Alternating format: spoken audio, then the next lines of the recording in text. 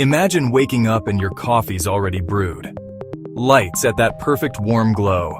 Your calendar shuffled to dodge traffic. Your calendar shuffled to increase time for your daily coffee trip. That's the dream smart home, and honestly, it's closer than you think. Here's the upside. AI can learn your patterns and shave minutes off everything. It preheats the oven when you leave the store. It lowers blinds to keep heat out, cuts your power bill. Accessibility? Huge. Voice and presence detection. Radically more livable for people with mobility or vision challenges.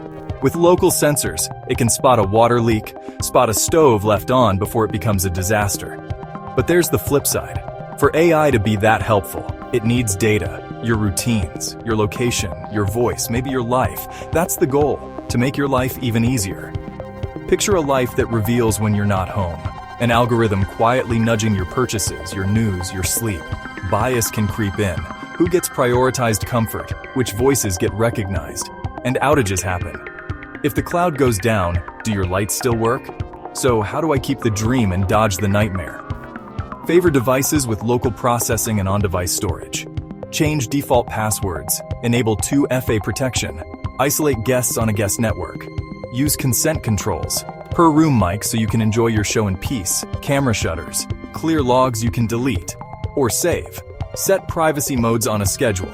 Bedtime, guests over, kids home. Demand transparency. Who sees your data? For how long? Can you opt out? Keep a literal kill switch. Manual switches that work even when AI doesn't. AI running your home can feel like magic, just knowing you own the wand and the off button, all with AI at your fingertips. Almost everything can be automated and controlled by your phone. Are you ready?